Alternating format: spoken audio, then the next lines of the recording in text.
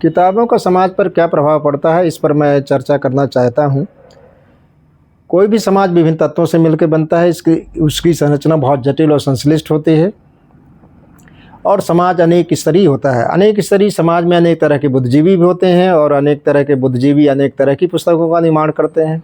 उच्च वर्ग होता है, मध्य वर्ग भी होता है, निम्न वर्ग होता है, लेकिन मध्य वर्ग जो है ज़्यादा पुस्तकों के केंद्र में होता है। मध्य वर्ग ही पुस्तकों की रचना करता है। और ये है कि निम्न वर्ग जो है अपने बुद्धिजीवी वर्ग के माध्यम से पुस्तकें लिखा सकता है। उच्च वर्ग भी जो है मध्य वर्ग के माध्यम से लिखा सकता है। तो इस तरह मध्य वर्ग ही जो है सृजन और लेखन के केंद्र में होता है।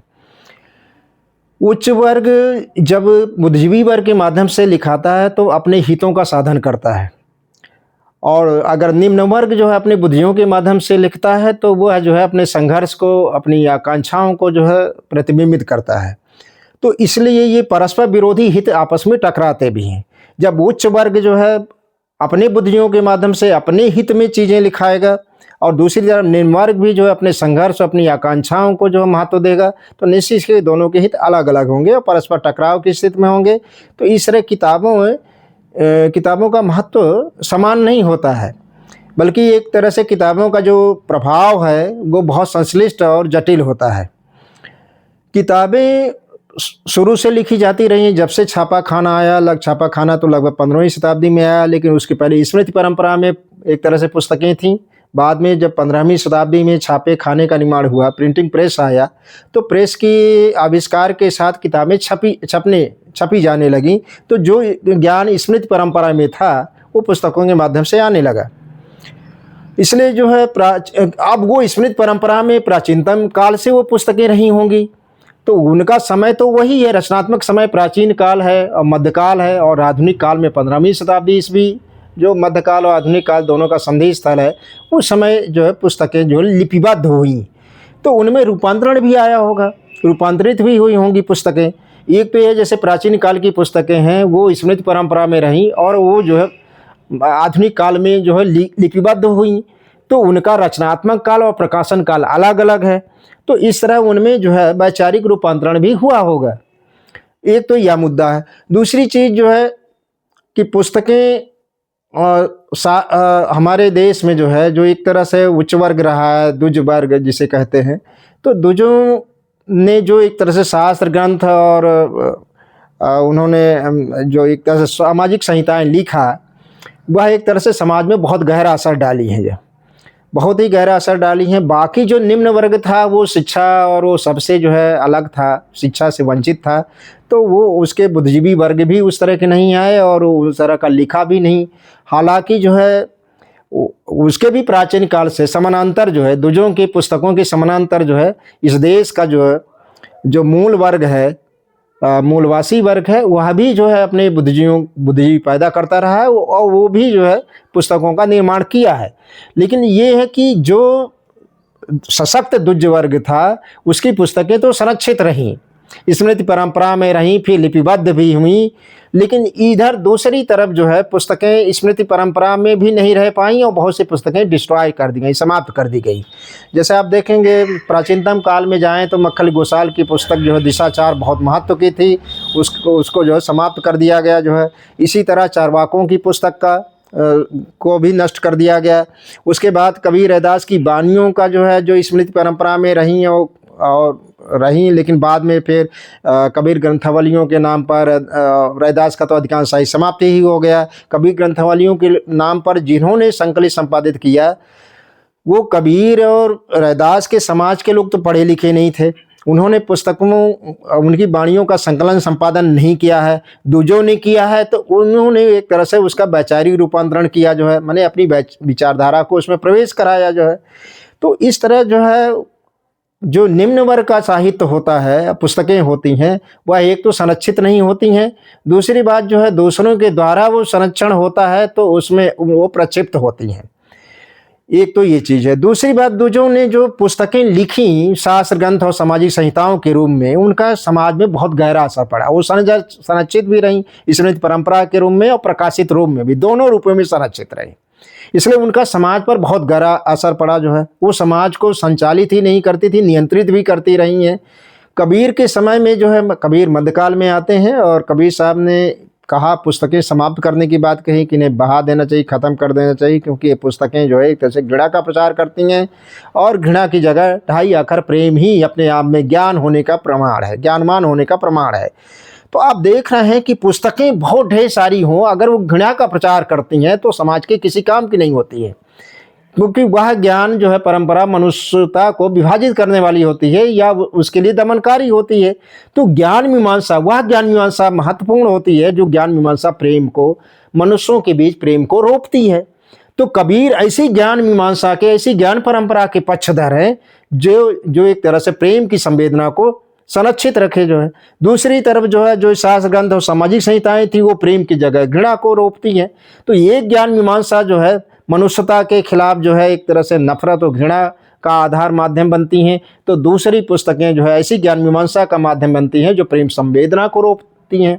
इसलिए कबीर जो है उन पुस्तकों के खिलाफ थे जो ऐसी ज्ञान मीमांसा को रोकती थी, जो नफरत और घृणा को महत्व देती थी। दूसरी तरफ वो ऐसी ज्ञान मीमांसा के पक्षधर हैं जो एक तरह से प्रेम संवेदना को रोकती हों, महत्व देती हैं। इसके बाद आप देखते हैं कि जब पुस्तकें और प्रकाशित होके आईं तो पुस्तकें हमारे समाज को भी प्रभावित की, हमारे लोग भी पढ़ने लिखने लगे। एक तो जो अंग्रेजी व्यवस्था आई उसने जो है उनको जो है सैनिक चाहिए था, शिक्षित सैनिक चाहिए था, तो निम्न वर्गों की भी सेना में भर्ती होने लगी और उनके लिए अनिवार्य शिक्षा की व्यवस्था थी, वो शिक्षित हुए, वो भी लिखने लगे पुस्तकें जो है। तो इधर जो है फुले की पुस्तक आई जो है गुलामगिरी आई जो 1873 में प्रकाशित हुई, और उसके बाद जो है दक्षिण में पेरियार E.B. रामास्वामी की पुस्तक आई जो है सच्ची रामायण जो है। इन पुस्तकों का बड़ा महत्व रहा। डॉक्टर अम्बेडकर की बहुत सी पुस्तकें आई जो है। इधर और हम आज तक आते हैं तो आजीवन परंपरा को खोजती हुई डॉक्टर धर्मवीर की पुस्तकें आती हैं। तो आप देख रहे हैं एक तो दूजों की परंपरा की पुस्तकें हैं, दूसरी तरफ जो है आजीवक परंपरा की पुस्तकें हैं, माने वैदिक परंपरा है और दूसरी तरफ आजीवक परंपरा है। दोनों तरह की, दोनों परंपराओं की पुस्तकें आ रही हैं जो समाज को प्रभावित कर रही हैं। एक पुस्तकें हैं जो एक तरह से जैसे आजीवक परंपरा की जो पुस्तकें हैं वह संघर्ष, मानवीय संघर्ष और लोकतांत्रिक मूल्यों को महत्व देने वाली पुस्तकें हैं, जो एक तरह से वैकल्पिक जो है ज्ञान मीमांसा की रचना करने वाली पुस्तकें हैं। दूसरी तरफ वर्चस्ववादी ज्ञान मीमांसा को महत्व देने वाली पुस्तकें हैं, दूजों की पुस्तकें हैं। तो इस तरह ये दोनों पुस्तकें समाज में जो है एक जटिल और संश्लिष्ट प्रभाव और वातावरण का निर्माण करती हैं जो है। ऐसे में जो है कोई पुस्तकें समाज में किस तरह का प्रभाव डालती हैं, कोई सरल जो है सपाट जो है आप निष्कर्ष नहीं निकाल सकते हैं। वो कहने का मतलब ये है कि एक तो वर्चस्ववादी परंपरा को महत्व देने वाली, दूसरी वर्चस्व की परंपरा को तोड़ करके जो मानवीय लोकतांत्रिक परंपरा को महत्व देने वाली पुस्तकें, तो दोनों पुस्तकों का प्रभाव समाज में अलग अलग पड़ता है। ये दोनों तरह की पुस्तकें का जो एक तरह से द्वंद्वात्मक स्थिति बनती है, तो वो द्वंद्वात्मक स्थिति एक तरह से आगे चल के संतुलनकारी स्थिति में बदलती है जो ये चीज़ें आती हैं जो।